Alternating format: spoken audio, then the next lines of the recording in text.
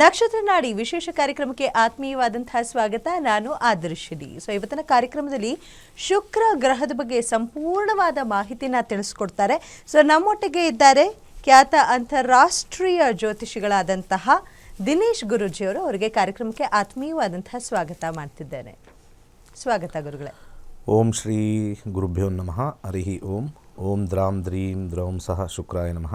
ಓಂ ನಮೋ ಭಗವತೆ ವಾಸುದೇವಾಯ. ಓಂ ನಮೋ ನಾರಾಯಣಾಯ. ನಮಸ್ಕಾರ.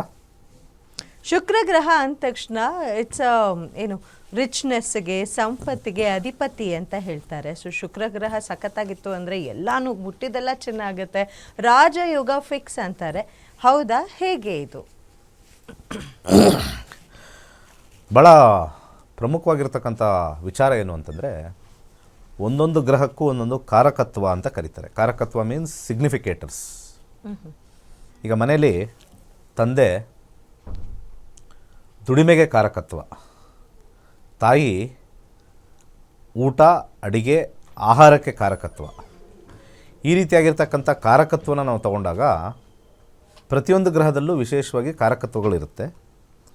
ಅದರಲ್ಲಿ ಶುಕ್ರಂಗೆ ಒಂದು ಕಾರಕತ್ವ ಕೊಟ್ಟಿದ್ದಾರೆ ನಮ್ಮ ಋಷಿಮುನಿಗಳು.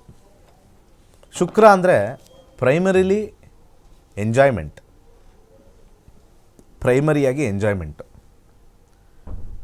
ಶುಕ್ರ ಅದಲ್ಲದೆ ಲಕ್ಸುರಿ, ಶುಕ್ರ ಅದಲ್ಲದೆ ಶೋ, ಶುಕ್ರ ಅದಲ್ಲದೆ ಫಿಲ್ಮ್ ಇಂಡಸ್ಟ್ರಿ, ಶುಕ್ರ ಅದಲ್ಲದೆ ಒಂದು ವಿಲಾಸವಾಗಿರ್ತಕ್ಕಂಥದ್ದು, ಆರಾಮಾಗಿರ್ತಕ್ಕಂಥದ್ದು. ಸೊ ಇಷ್ಟೆಲ್ಲ ಸಿಗ್ನಿಫಿಕೇಷನ್ ಇರ್ತಕ್ಕಂಥ ಗ್ರಹ ನಮ್ಮ ಜೀವನದಲ್ಲಿ ದಶ ಬಂದಾಗ, ದಶ ಬರುತ್ತೆ. ಈಗ ನಮಗೆ ಶುಕ್ರ ದಶ ನಡೀತಾ ಇದೆಯಪ್ಪ ಅಂತ ಹೇಳ್ತಾರಲ್ಲ, ಆ ರೀತಿಯಾಗಿರ್ತಕ್ಕಂಥ ಟೈಮಲ್ಲಿ ಆ ದಶ ಬಂದಾಗ ವಿಶೇಷವಾಗಿರ್ತಕ್ಕಂಥ ಒಂದು ಅನುಕೂಲಗಳು ಆಗುತ್ತೆ ಅಂತ ಹೇಳಿ ಶಾಸ್ತ್ರದಲ್ಲಿ ಬರೆದಿದೆ.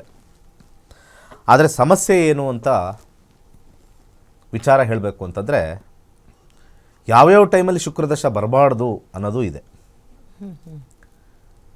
ಯಾರ್ಯಾರಿಗೆ ಈ ವಿದ್ಯಾಭ್ಯಾಸ ಮಾಡ್ತಾ ಇರ್ತಕ್ಕಂಥ ಸಮಯದಲ್ಲಿ, ಈ ವಿದ್ಯಾಭ್ಯಾಸ ಅಂತಂದರೆ ಈ ಡಿಗ್ರಿ ಓದೋವರೆಗೂ ಒಳಗಡೆ ಶುಕ್ರದಶ ಬಂದರೆ ಅವರಿಗೆ ಅನುಕೂಲ ಆಗಲ್ಲ.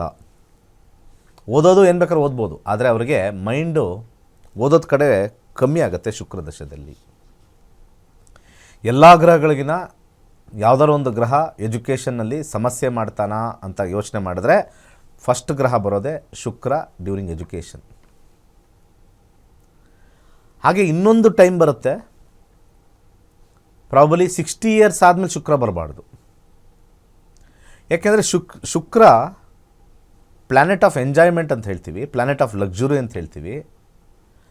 60 ಆದಮೇಲೆ ಬಂದಾಗ ಏನಾಗುತ್ತೆ, ಈ ಲಕ್ಸುರಿ ಎಂಜಾಯ್ಮೆಂಟ್ ಬಂದರೆ ಕಾಯಿಲೆ ಉತ್ಪತ್ತಿ ಆಗುತ್ತೆ. ಕಂಫರ್ಟ್ ಕೊಟ್ಟಾಗ ಎಕ್ಸಸೈಸ್ ಮಾಡೋದು, ಅದು ಮಾಡೋದು, ಇದು ಮಾಡೋದು ಇರಲ್ಲ.